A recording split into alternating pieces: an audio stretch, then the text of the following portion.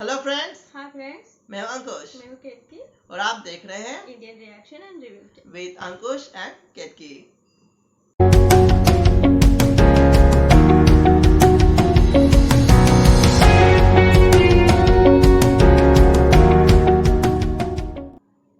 हाय friends, hello, कैसे हो आप सब? उम्मीद है सब खैरियत होंगे, आबाद होंगे। हम भी बहुत अच्छे हैं। तो आज हम फिर से आए हैं एक नई वीडियो के साथ। आज जो वीडियो है वो है आज के video top 10 future weapons of Pakistan army. हाँ, पाकिस्तान आर्मी के पास जो टॉप 10 फीचर वेपन जो आने वाले हैं वो देखने वाले हैं। 2020 to 2030 तक के फीचर वेपन है जो 30 तक पाकिस्तान आर्मी में आ जाएंगे।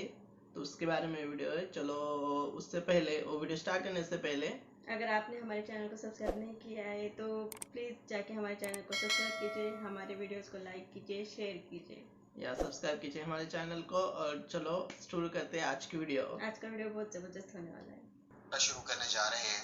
इन वीडियोस में हम पाकिस्तान आर्मी, नेवी, एयरफोर्स और स्ट्रेटेजिक फोर्सेस में मुस्तकबिल में शामिल किए जाने वाले वेपन्स, उनकी सलाहियतों और शमूलियत की मुमकिन वजूहात के बारे में जानने की कोशिश करेंगे। So let's start.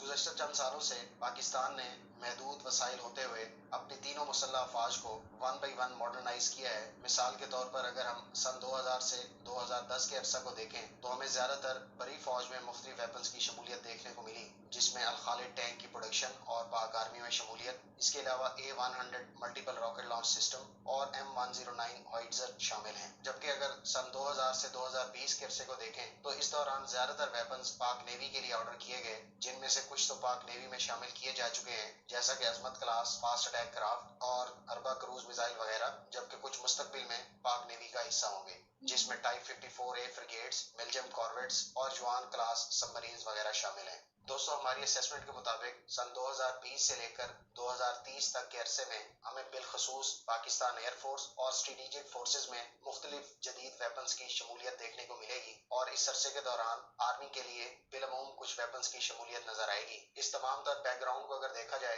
तो इसका ये हरगिज मतलब नहीं है कि जो सर्विसेज हम लोगों ने यहाँ मेंशन की हैं सिर्फ उनमें ही वेपन्स शामिल किए गए हैं, बल्कि हमारा यहाँ ये कहने का मतलब ये है कि पाकिस्तान ने इन फोर्सेज को इस अरसे के दौरान प्रायोरिटी दी, जबकि दीगर सर्विसेज को सेकंड प्रायोरिटी में रखा गया। दोस्तों, इस किस्त में हम 4 मुख्तलिफ वेपन्स की बात करेंगे जो मुस्तकबिल में पाकिस्तान आर्म्ड फोर्सेज में मुतवक्के तौर पर शामिल किए जाएंगे। सबसे पहला वेपन जो पाकिस्तान आर्मी से मुतालिक है ये अल हैदर टैंक है, जो मुमकिन तौर पर अल खालिद 2 और VT4 टैंक की खूबियों का कम्बिनेशन होगा और इसमें चाइनीज, टर्किश और local Pakistani made systems integrate किए जाएंगे। ताहम इसका पावर प्लांट यूक्रेन से लिया जाएगा और ये टैंक 52 से 55 टन वजन का होगा और मुतवक्के तौर पर ये गाइडेड प्रोजेक्टाइल्स जैसा कि GP125 फायर करने के काबिल होगा, जो 5 किलोमीटर तक अपने अहदाफ को निशाना बना सकता है। वाज़ेह है कि इस वक्त पाकिस्तान आर्मी के आर्सनल में मौजूद टैंक्स 2 से लेकर 3 किलोमीटर की रेंज तक इफेक्टिवली अपने अहदाफ को निशाना बना सकते हैं। इसके अलावा इस टैंक में सेल्फ प्रोटेक्शन और फायरिंग कैपेबिलिटी में भी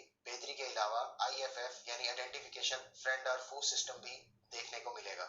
नेक्स्ट वेपन मुतवक्के तौर पर पाकिस्तान एयरफोर्स के लिए है और इस वेपन को एक प्राइवेट फर्म US ग्लोबल ने IDS 2018 में एक ब्रोशर के जरिए डिस्प्ले भी किया था। ये एक स्टेल्थ UCAV थी, यानी अनमैन्ड कॉम्बैट एयर व्हीकल है। इब्तदाई तौर पर जो इसकी डिटेल्स शेयर की गई हैं उसके मुताबिक ये UCAV 300 किलोग्राम वजनी प्रिसीशन गाइडेड बॉम्ब्स, 300 किलोग्राम वजनी लेजर गाइडेड और प्रिसीशन गाइडेड मिसाइल्स कैरी कर सकेगी और 30,000 फीट की बुलंदी पर परवाज करते हुए रिकॉनेसेंस, इलेक्ट्रॉनिक वारफेयर और दुश्मन के एयर डिफेंस एसेट्स को सप्रेस करने की सलाहियत की हामिल होगी और मुमकिन तौर पर इस UCAV की स्पीड 0.8 मार्क तक होगी। नेक्स्ट वेपन सिस्टम भी पाकिस्तान एयरफोर्स में मुतवक्के है। ये एक स्ट्रेटेजिक एयरलिफ्टर है और इसको Y-20 के नाम से जाना जाता है। मुमकिन तौर पर इस एयरलिफ्टर का एयर रिफिलर वेरिएंट हमें पाकिस्तान एयरफोर्स में देखने को मिलेगा। ताहम हमारी असेसमेंट के मुताबिक इसके PF में शमूलियत के इम्कानात 2030 के बाद हैं, क्योंकि पाकिस्तान इस वक्त यूक्रेन से हासिल किए गए IL-78 का कार्गो प्लस टैंकर वर्जन इस्तेमाल कर रहा है। वाज़ेह रहे कि Chinese Y-20 66 ton payload capacity के साथ एक हैवी ट्रांसपोर्ट एयरक्राफ्ट माना जाता है। याद रहे कि IL-78 की पेलोड कैपेसिटी 48 टन बताई जाती है। Y-20 जो 4 इंजन पर मुश्तमिल है, इस एयरक्राफ्ट पर रशियन इंजन नस्ब किए गए हैं। ताहम आने वाले अरसे में इस पर चाइनीज मेड WS-20 नामी इंजन नस्ब किया जाएगा। Y-20 मैक्सिमम पेलोड के साथ 4500 किलोमीटर की रेंज रखता है, जबकि ये 43,000 फीट की बुलंदी पर परवाज कर सकता है। Viewers, next weapon Pakistan navy के लिए सुपरसोनिक एंटीशिप क्रूज मिसाइल है, जिसकी तैयारी का जिक्र हाल ही में जारी की जाने वाली मिनिस्ट्री ऑफ डिफेंस प्रोडक्शन की रिपोर्ट में भी किया गया था। हमारे मुताबिक ये एंटीशिप क्रूज मिसाइल हरबा क्रूज मिसाइल का ही एक एडवांस वर्जन होगा और ये हरबा क्रूज मिसाइल की तरह एंटीशिप और लैंड अटैक दोनों मकासद के लिए कारआमद होगा। वाज़ेह रहे कि इस सुपरसोनिक क्रूज मिसाइल की maximum speed 3.5 to 4 mark expected है, जबकि इसकी रेंज 280 से लेकर 400 किलोमीटर तक एक्सपेक्ट की जा सकती है। मैं यहाँ ये वाज़ेह कर दूं कि CM-400 सुपरसोनिक क्रूज मिसाइल पहले ही पाक नेवी के डिस्पोजल पर JF-17 थंडर के एक स्क्वाड्रन पर मौजूद है, जो एंटीशिप मकासद के लिए एक लीथल वेपन है और इसकी रेंज 250 से लेकर 400 किलोमीटर बताई जाती है, जबकि इसकी मैक्सिमम स्पीड मार्क 4 बताई जाती है।